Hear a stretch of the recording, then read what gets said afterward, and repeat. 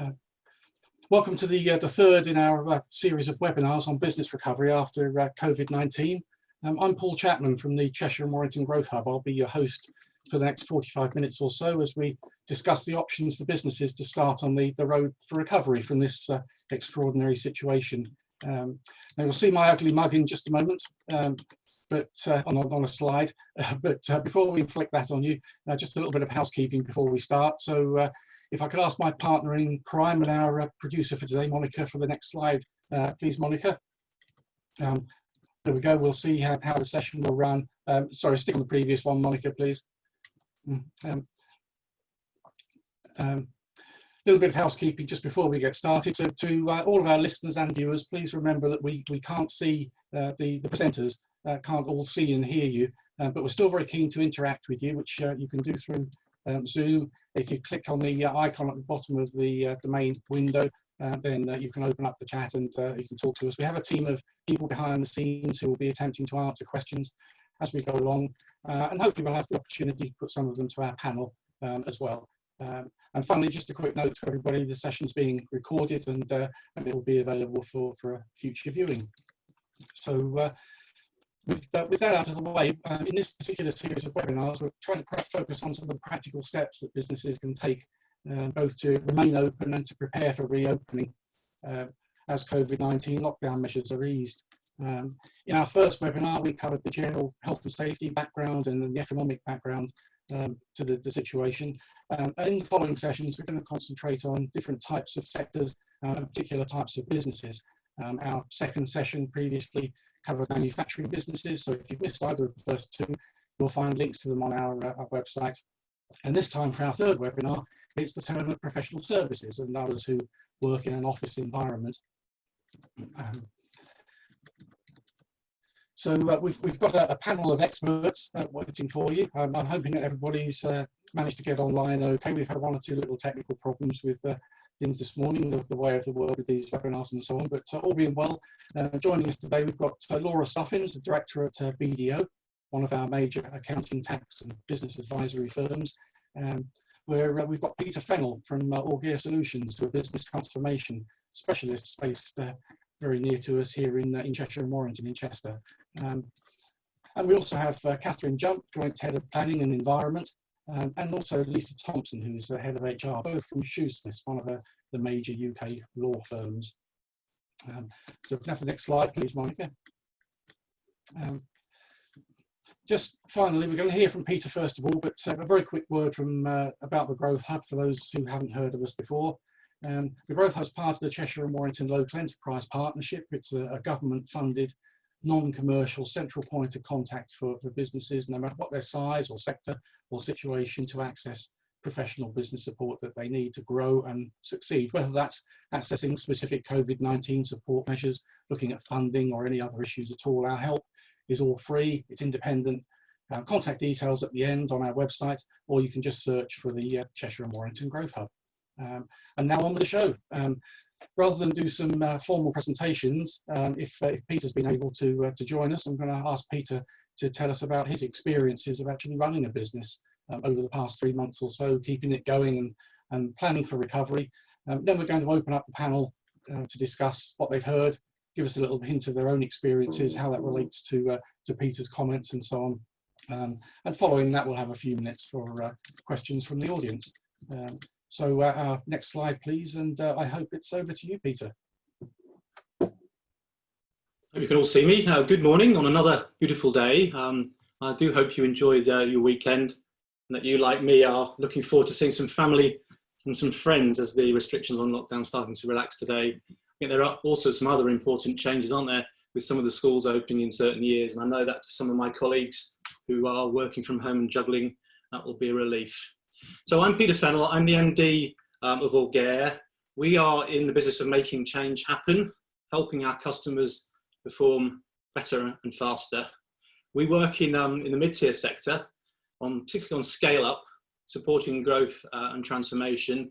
We also work in local government and public sector, and also in corporate, doing major projects and programs for transformation. So a couple of little examples by way of introduction. Just to give you a sense and flavour of the work we do.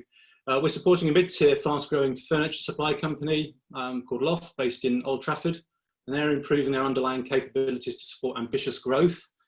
That's in supplying things like student accommodation, build to rent, and also launching into new markets. This includes things like implementing a new IT system across the whole of their business operations, including ERP solutions, streamlining business processes and the like.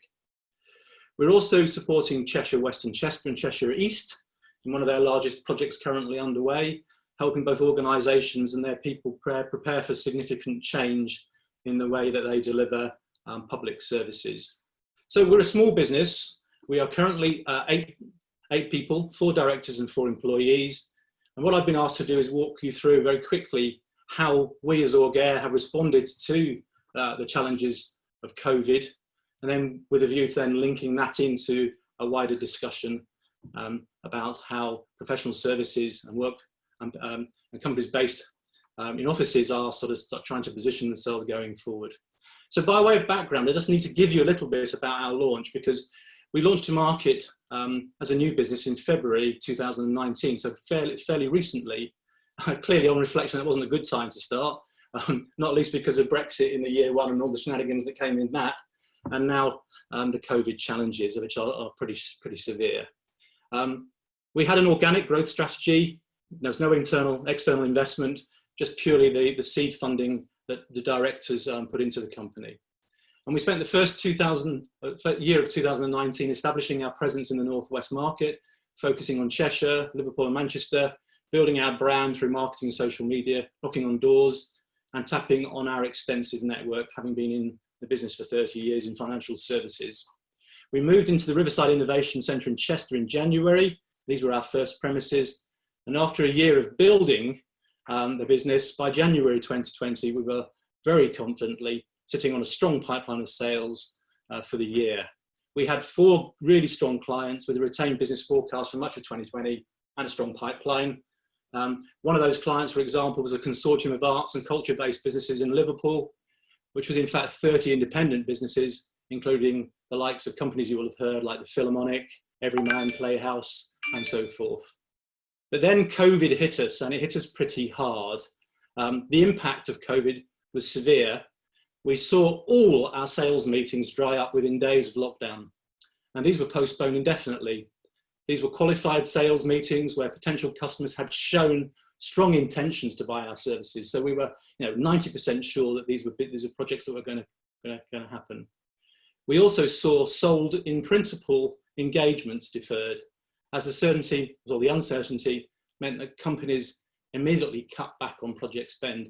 This amounted to around about 5 new engagements and tens of thousands of pounds of potential fees. And we saw our existing customers take stock and start to assess their priorities, both tactically and strategically. And this meant a couple of weeks at least of worry, as we did not know what the impact would be for all of our in-flight work. Would the execs put work on hold? Would the people that we needed to work with and engage with do our work effectively be furloughed? If not, what would we be able to do effectively by working remotely? So at the end of March and early April in particular, it was a significant uncertainty and worry for us. So what did we do in the short term? Well, you'll remember looking back around about week commencing the 16th, before the lockdown was introduced, we were working in the RIC, and before it was closed, we already had split into 2 separate teams to try and mitigate the impact of one person in one team infecting the others. Well, that didn't work. Very soon into the lockdown, 2 of the directors in independent teams were pretty poorly with the symptoms and were self-isolating. What do we do with our clients? Well, first of all, we didn't panic.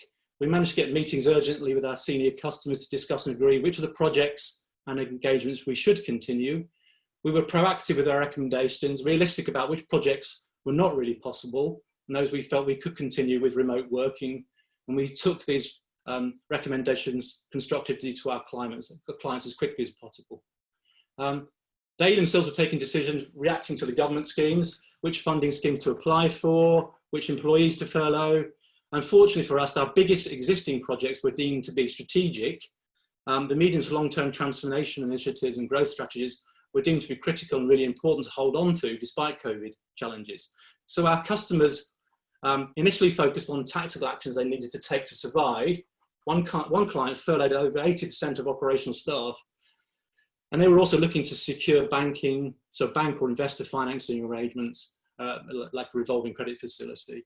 That was to ride out the likely hit to revenues in the short term. But they remained committed to the scale-up strategies, and these included efficiencies and improvements anyway. We helped where we could on a no-fee basis, often to protect our relationships and to help our customers as best we could. We rolled out Workplace, if any of you heard that, by Facebook to 2 of our biggest clients so they could continue to work effectively with their furloughed staff. We did the same for 40 art and culture-based organisations in Liverpool. And of course, they've been hit massively by the pandemic, with all performances cancelled and all venues closed. We also help with tactical organisation design, looking at how to tweak the organisation structure and the job roles to support our customers as they furloughed large numbers of staff. What do we do financially? Well, very early on, we modelled cash flow. We were all over it. This drove our decision making. We understand all our fixed and variable costs and cut everything out we could. We updated the financial model daily as our customers took decisions that affected our revenues. And we met every morning virtually by Teams to discuss the impacts and to agree the decisions we needed to take. We talked to our customers as much as possible. We were honest about what we could do, and the impact would be based on decisions that our customers would make. And this tested our partnership. You know, we thought we had good relationships, and certainly that was going to be tested through these difficult times. We fell through the crack ourselves very early on government schemes. We hadn't paid ourselves as directors in the first year of operations, so we could not prove income. We had started to pay small amounts in 2020, but this was through dividends, so Rishi Sunak's scheme didn't fit for us. We could have furloughed 1 member of staff, but this sent her up the wrong message, and she was busy working on the workplace initiatives, which were key to our engagement strategy with our customers. It was only when bounce back loans and latest grant funding, we got a sort of glimmer of hope, but the bank was not accredited to the bounce back scheme, and the scheme in lieu of business rates was taking off very slowly. So we've got a grant application pending with the council, and we have initiated moving to an accredited bounce back provider. Our cash flow is holding up, and we are holding our heads way above the waterline. So that's all good news. But the real critical issue for a professional services company is really around sales pipeline. So we're currently living off the fat from our sales efforts in 2019. And for any professional services business, the most difficult part is winning new customers. This is even more true of a startup business, because it can take between 4 to 6 months to win a new client from a cold start. Our challenge is what happens at the end of the year and early in 2021. And we haven't solved this one yet, but we have a game plan, which is great. So what we're going to do, customers, we are massively focused on our existing customers. And by doing an outstanding job with our existing customers and going beyond and above what they expect of us, then this is the best source of new business. And we're good at relationship building, and we're good at relationship sales. Sales and marketing, we are continuing to have a voice and a presence in the market through social media. We are showing that we are open for business and writing this out positively and confidently. We are very cautious about ambulance chasing, being seen to see opportunity and adversity. This is not our strategy for winning new customers. We are helping our existing customers wherever we can. And we are tentatively reaching out to the prospects to see when it's right time to get our virtual sales meeting back in the diary. And we have a few of these happening in the next few weeks. We are continuing to build our partner network, building trusted relationships on our supplier side. We have 3 or 4 meetings over the next few weeks building on supply chains to support our scale-up proposition, whether that's, for example, in digital or in R&D tax credits or in the likes of cybersecurity, which is critical. And those are all remotely held meetings where we can do that effectively using Zoom, or we can use Teams, Microsoft Teams. In terms of relaunching, there's no time like the present to plan the next phase of the business. We do have some time, so not all our directors are really busy, engaged on client work. So we're making best use of that time available. Like our customers who haven't compromised on their strategic projects, we're not compromising on ours either. We're working on relaunching our business in Q3 2020 with a sharpened proposition and a new website. We are busy working on this now. And in parallel, we're preparing to launch a new service called Elevate, which is focused on learning and development and uplifting people capabilities for our customers. This will include a digital learning platform, all very relevant as companies start to come out of the COVID pandemic. We believe there will be a bounce back, and those businesses that survive will need our services to help roadmap and deliver their relaunch and to take advantage of the opportunities that inevitably will arise. Clearly, when you're in the change business, there is always work to be done, whether that's driven by adversity or opportunity. So that's how Augere have written it out, and our plan to relaunch and get back into the market. And I hope that gives you some food for thought as we move into the wider discussion. Thank you. I'll pass you back now.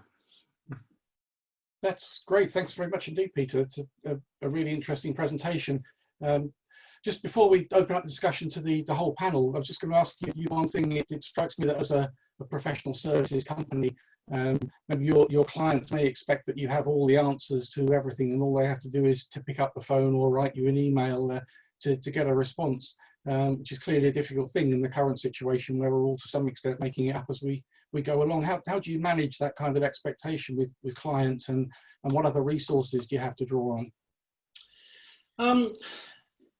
I think our experience is that our senior clients are actually very competent and very switched on, and I think the key challenge for them is the priority of the work that they need to address. So what do they do first? What do they do second? Clearly, there's more macro issues with respect to things like the legacy of the changes that COVID is going to result in, things like flexible working, remote working, the whole issue about workplace transformation, performance management, and how do you sort of manage your workforce when they're working remotely. All those issues are important issues for the future. But I think a lot of our clients are really focused on, so what do we do next week? And how do we ride this through? And so clearly getting strategic discussions with senior clients, the senior directors, is difficult, but yet they need to prioritize it, and that's where we're finding that we're helping, is starting to think about the strategy for relaunch. So that's about making time, getting your head above the parapet, and trying to see the wood for the trees, because you're obviously reacting to the tactics of the challenges that are being presented to you. So the key to it is take a deep breath, stick your head up, and start to understand what the plan is, what the roadmap out of this is. And that's where I think companies like us, with support from our audit brethren and other professional services firms, can start to help our clients to sort of map that through. I think that's the key. Yeah, thanks for that. That's really interesting, as I say, and interesting to hear about the way you've been able to look at your own services and develop new offerings to respond to the opportunities. I think we're going to open up the panel discussion a little bit now. So if we're going to turn on all the, if everybody could turn on their audio and video feeds, then we'll trust the technology to manage people as they speak. Be great to hear maybe individually from our panel members about their own experiences, particularly where that maybe mirrors Peter's experiences, but also maybe where there's been different approaches that have been successful. Feel free to give us a very brief introduction for those of us who may not have met you before. So who'd like to start us off?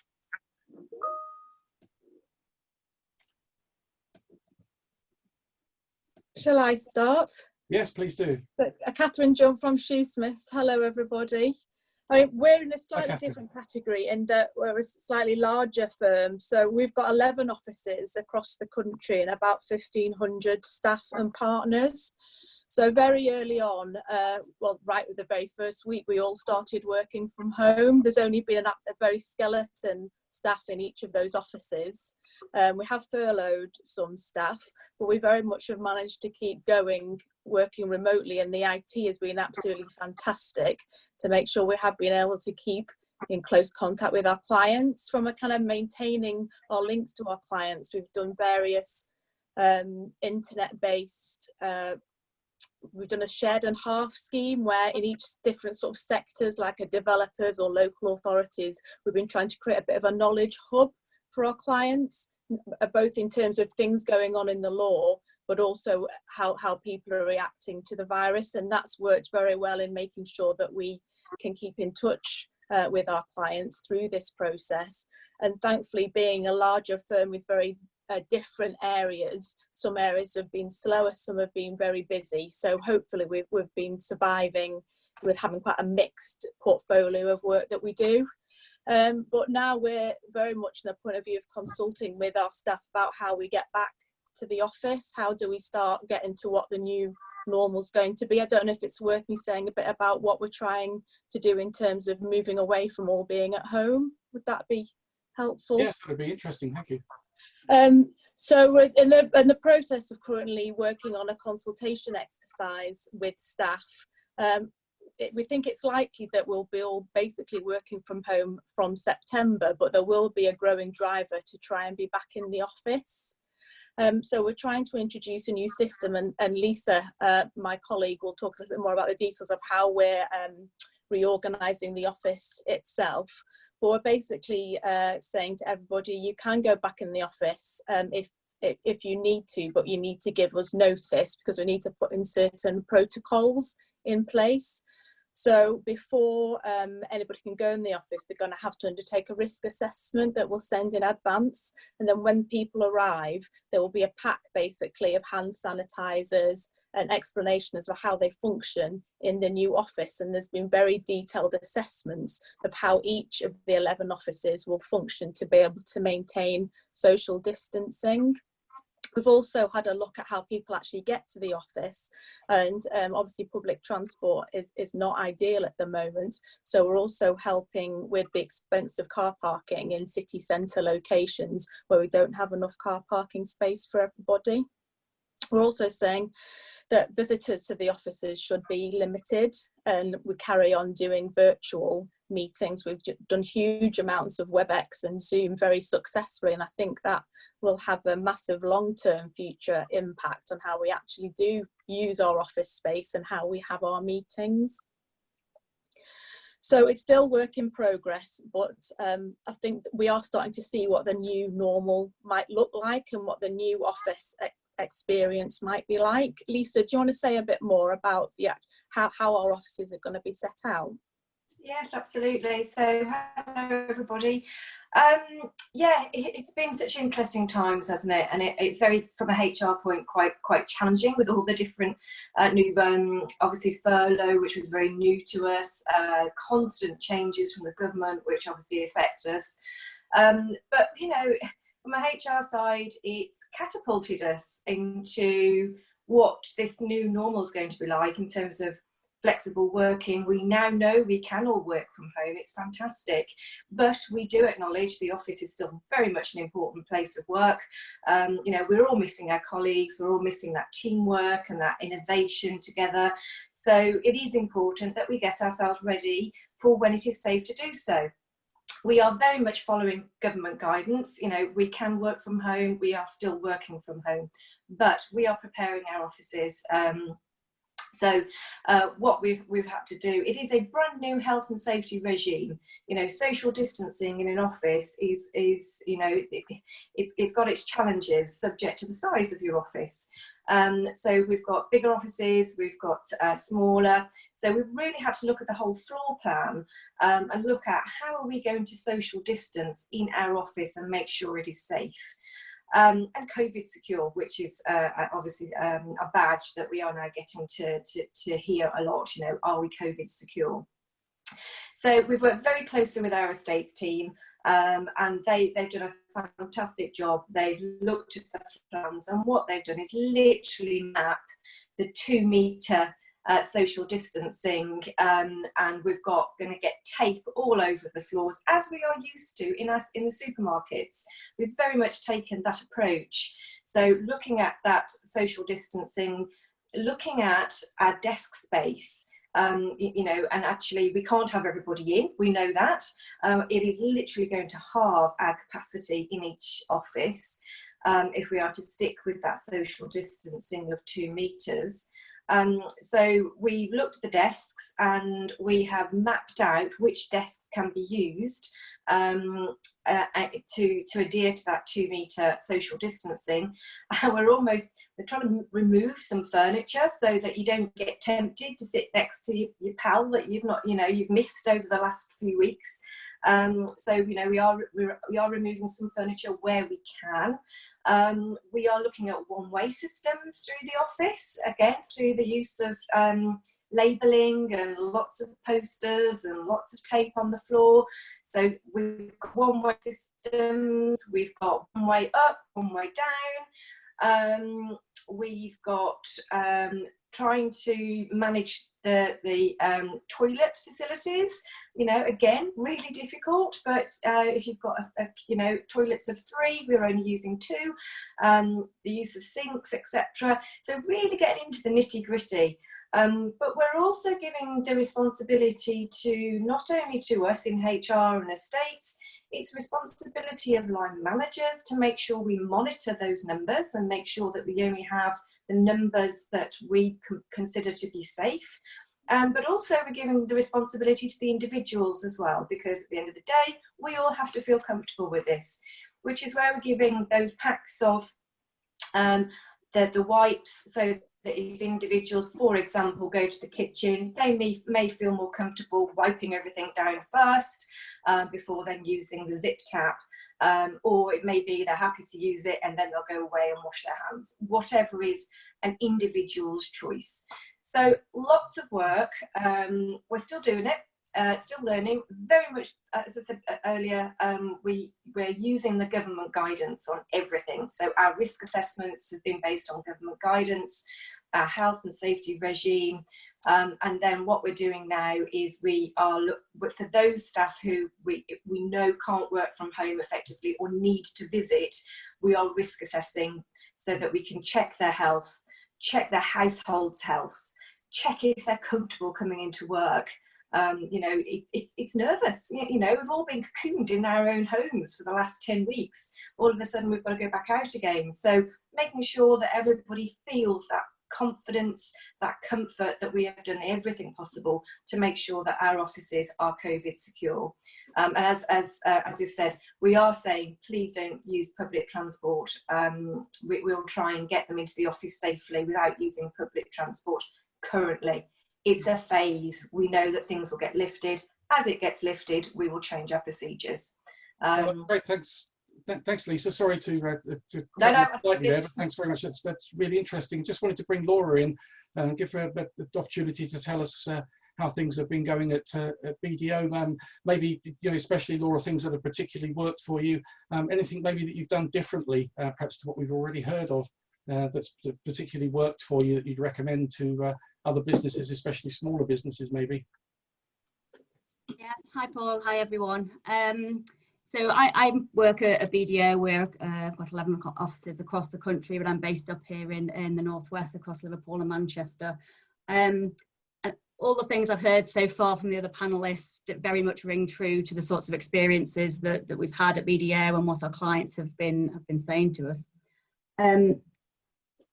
I think in terms of kind of work practices, luckily we were a very agile workforce in the first place. So we're very kind of adept at working from home and working from different locations. So that did help us.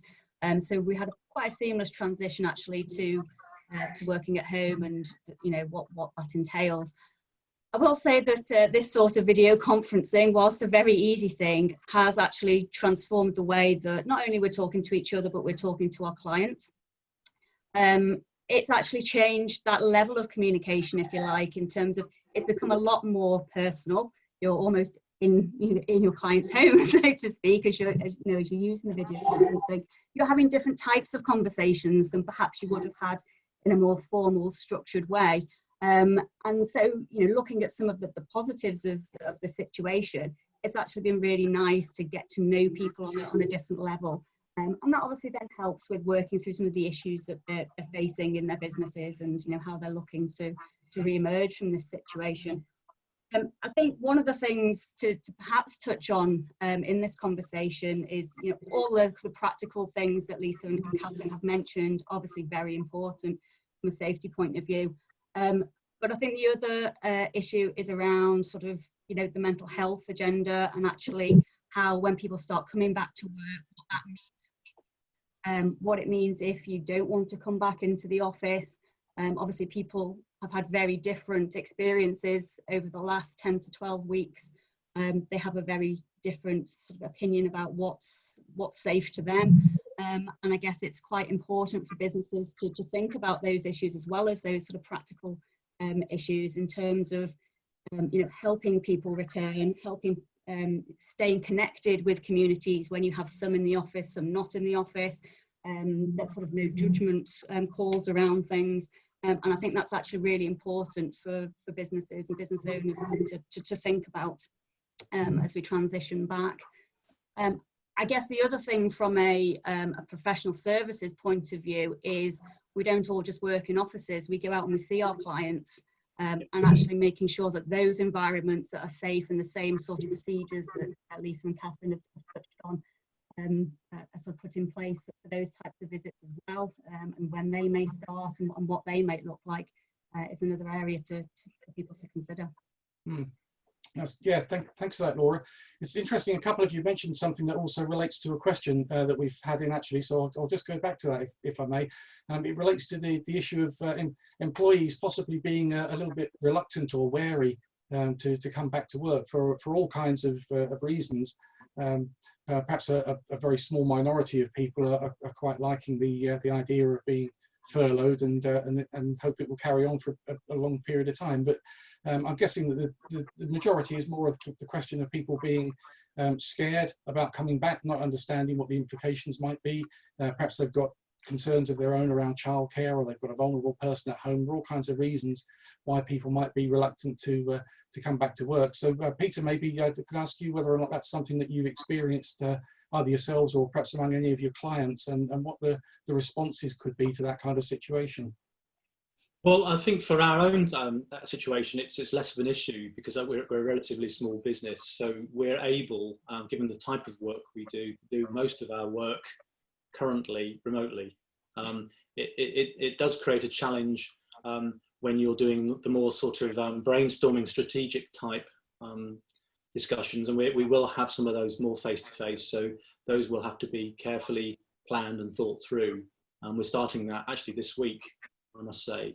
In terms of people coming back, the majority of our employees can do that work remotely, so it's not a challenge for us. In terms of our clients, then it is a significant challenge for them, and their HR teams are working hard to think through how to support people continuing to work remotely where it makes sense for them to do. And I think the whole issue of remote working and flexible working is something that I think it's going to be different from how it's already been, because I think we've demonstrated that we can be effective at it, and a lot of the sort of barriers to that previously have sort of, you know, practically melted away. There was one client who was trying very hard to have a remote call centre set up before COVID, and there were lots of barriers being put in the way about how that would effectively run through. And then of course COVID came and it was forced to do it very quickly, and everything was fine. They managed to get that up and get it effective. So therefore then raises a challenge as to what they do now. Do they continue as the lockdown starts to ease? Do they continue that? How do they create the opportunity for people to mix socially with work colleagues and create that sense of connectivity back to the brand and back to the experience, which is very important, so that they can deliver to that consistent way of working for their clients? That's really important as a professional services business. So it is a challenge, and I think companies are working through it at the moment, and I don't think we've necessarily got all the right answers yet. Maybe for the rest of the panel, just following on from that, especially for a smaller business maybe that doesn't have its own in-house resources for legal and HR and things like that, what are the legal and HR implications for businesses that are in this situation where they're ready to restart, they'd like to get going, but and they're finding employees reluctant to come back to work? What is the approach that they should take, and ultimately what are the sort of sanctions that they have to use in those kind of situations? Go on, Lisa, you might be the best person to answer that one.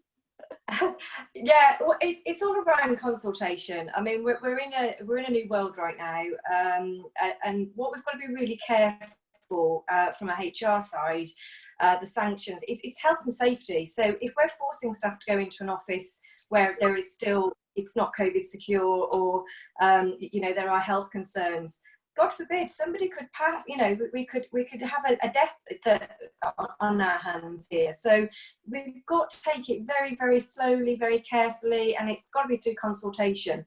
We're seeing a real spectrum of either desire to come into the office, chomping at the bit because they're sick of the four walls, or yes, we've got individuals who are at home and they do feel very nervous, or indeed they've got health conditions.